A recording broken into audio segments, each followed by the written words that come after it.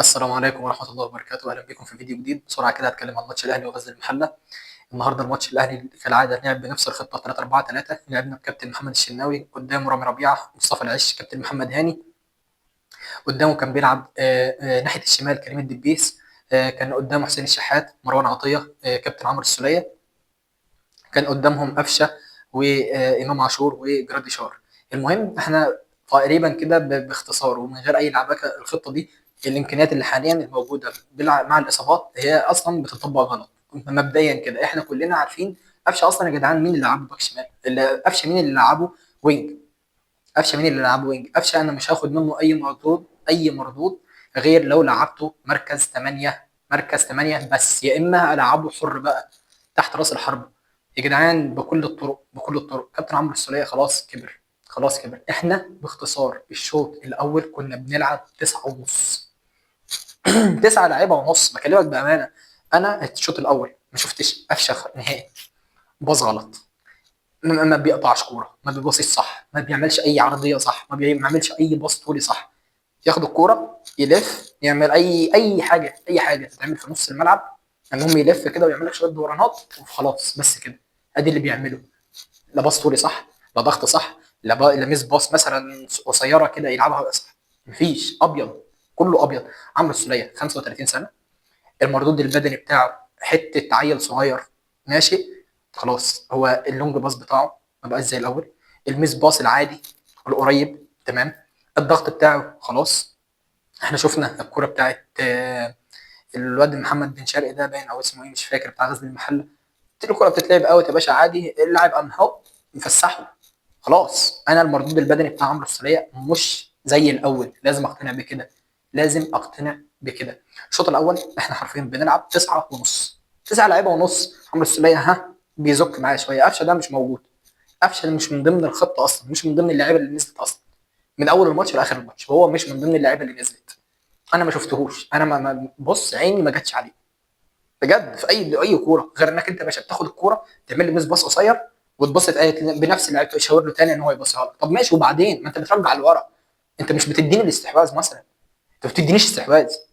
انت بتاخد الكوره من نص الملعب، سواء كان مروان عطيه او كان مثلا عمرو السوليه، تاخد منه الكوره، تطلب منه الكوره يا باشا وترجعها له تاني. طب وبعدين؟ يا اما مثلا تاخد الكوره ما بتلعبش قدام، لا انت بترجعها لي ورا. انت كده بتفقدني استحواذ، بتفقدني الهجمه. يا اما تسال الكوره تكون مثلا كوره مرتده لينا، وهجمه مرتده وهجمه واحده، تبص الاقيك بصيت قدامك ووراك وللمهاجم وكل حاجه. ما بتبصيش. ما بتبصيش في النهايه. طبيعي. وبعد كده انا عايز افهم بس، هو انت ايه ما بينك وما بين امام عاشور؟ هو امام عاشور بياخد مكانك؟ احنا عارفين ان هو من اول ما جه وهو ماسك في مركز 8 ما خلاكش تلعب. احنا مقتنعين بكده وتمام. بس هو انت ذنبه ايه؟ انت الكوره اصلا بتكون ما بينك وما بينه وانت عارف ان هي انت لو بصيت له هيجيبها جول. انت ما بتبصلهوش، انت بتبص لاي حد في الملعب، ممكن تختار اختيار صعب خالص. المهم انك انت ما تبصلهوش. واي حد يا جدعان، اي حد يركز في الماتش ويشوف الباصات بتاعت قفشه لكل اللعيبه ويشوف الباص بتاع امام عامل ازاي. هو ما بيبصيش لامام، هو المهم عنده اي حد يجيب جون الا امام.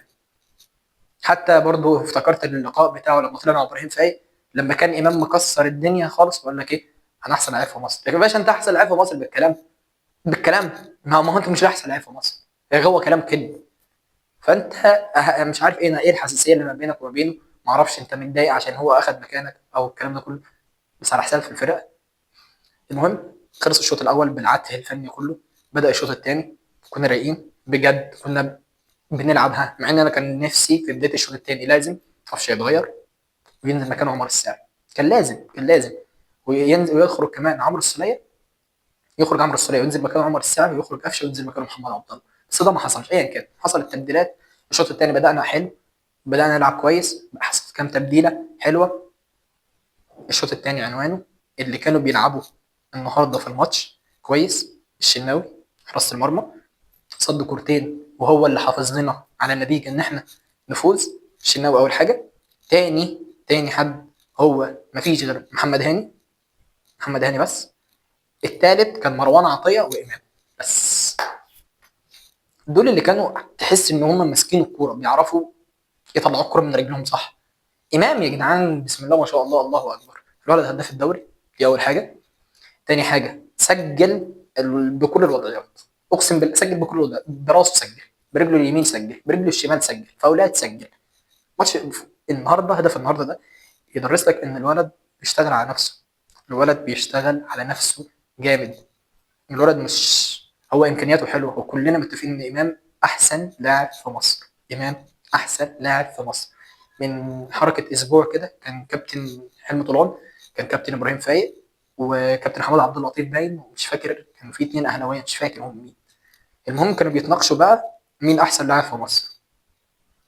اتفاجئ كابتن حلمي طولان بيقول لك ايه، يا هيما ده احسن لاعب في مصر هو عبد الله السعيد. اصل انت مش شايف جوده اللعيبه اللي عندنا؟ جوده اللعيبه مين يا كابتن؟ عبد الله مين اللي احسن لعيب في مصر؟ عبد الله اللي ما بيكملش اصلا، ما بيعملش سبرنتين في الملعب. عبد الله مين اللي احسن لعيب في مصر؟ منين دي جبتها؟ عبد الله اللي هداف الدوري، عبد الله اللي احسن لاعب صانع، احسن لاعب عامل، احسن لاعب عامل اسيستات. فين ده؟ فين احسن لاعب في مصر؟ بيعمل ايه؟ انت لو تابعت ماتشات عبد الله كلها مع الزمالك، اقسم بالله ثلاث ارباع الباصات غلط، اقسم بالله ثلاث ارباع الباصات غلط، ثلاث ارباع الباصات الطوليه غلط. عبد الله عايش من وقت ما مشي من النادي الاهلي، اقسم بالله اقسم بالله وحلفان هتحاسب عليه. عبد الله عايش على تطبيق المحللين والمعلقين بس، اقسم بالله تاني. عبد الله ما جابش ثلاث ارباع، عمرك ما هتلاقي مثلا محلل كوره يقول لك ايه عبد الله ما جابش ثلاث ارباع مستواه مع النادي الاهلي، عمرك ما هتلاقي كده. لكن امام، يا نهار اسود، امام احسن لاعب في مصر، شاء من شاء وابى من ابى، امام احسن لاعب في مصر. الولد حرفيا هو السبب الرئيسي، هو السبب الرئيسي لحد الان في فوز النادي الاهلي بمعظم الماتشات. هو السبب الرئيسي لمسك النادي الاهلي والاستحواذ في ثلاث ارباع الماتشات. بجد الماتش كله النهارده اصلا ما حدش كان ماسك كوره عندنا غير امام، امام الوحيد اللي كان بيمسك كوره وبيطلع الباص صعب. الباص سهل اصلا من يعني الباص الصعب بيطلعه سهل، وبيحاول بيشوط بيعمل كل حاجه. احنا عندنا شويه لعيبه يعني كلمه بتتحنيك قليله. انت ليه انتوا بتصعبوا الدنيا ليه؟ بتصعبوا الدنيا ليه؟ مش فاهم.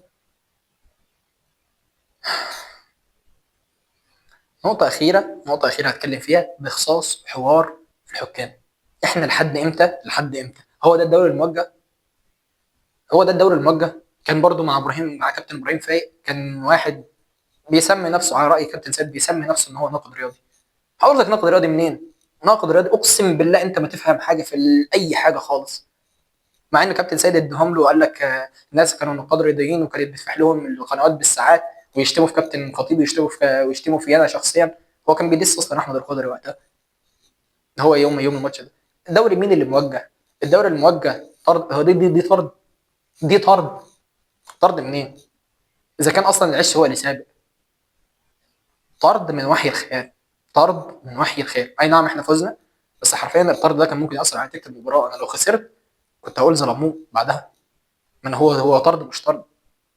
وثلاث ارباع الفاولات مش فاولات اصلا.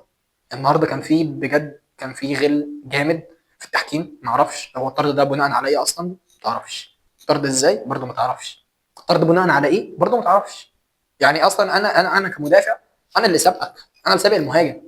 هو عشان المهاجم وقع وانا اللي واقع قبله اصلا، يبقى انا كده عملت احتكاك؟ طب انت ارجع شوف يا سيدي، كل اللعيبه بتؤمرك انك انت ترجع تشوف، يا عم بتتحايل عليك انك انت ترجع تشوف. هل انت رجعت شفتها؟ لا يا باشا، انت ظبط السماعه بتاعتك واديني بقى ظبط السماعه. انا خلاص اتاكدت ان الفار قال لي خلاص ان هي طرد. طرد طب ما تشوفها، هي مش طرد. ما احنا كلنا شفناها في الاعاده وبالبطيء وبالسريع وبالزوايا كلها بتاعت الملعب، ما حدش فينا شاف اي احتكاك من الصف، واللاعب شغال يتحايل عليك انك انت تشوفها، ما شفتهاش. وفي النهايه برضه يقول لك ايه، اصل الدوري ده موجه. الكره دي كره في ال 18 جايه في ايد دونجا. يا باشا كمل، ما فيش اي حاجه، ما فيش ضربه جزاء ولا اي حاجه. طب الكره الونش بيلعب بايده، مش شايفها. الفار برضه مش هيجيبك، مش هيجيبك، مش ضربه جزاء. وفي النهايه يقول لك ايه، طب الهدف الاخير بتاع بيراميدز يا باشا ممكن يكون في مثلا اوفسايد. الخطوط كلها سليمه مش اوفسايد. طب ضربه جزاء في ايد علي جبر، دي مش ضربه جزاء. ايده ثابته يا عم، ايده متحركه، ايده مكبره جسمه، لا هي ايده ثابته. وفي النهايه لو حكم لعب وادى قرارات سليمه للنادي الاهلي، يرجع يقول لك ايه، اصل الدوري ده موجه. في النهايه الحمد لله على المكسب، الحمد لله على المكسب، وان شاء الله باذن الله هنتصدر. اي نعم احنا دلوقتي متصدرين، وباذن الله احنا هنحافظ على التصدر ده، سواء بتعثر بيراميدز او سواء حتى لو خلصت الجولات الاولى، في جوله تانية هننافس مين هياخد الدوري. فباذن الله برضه في النهايه رغما عن كل المنظومه دي باذن الله الدوري في الاهلي. السلام عليكم.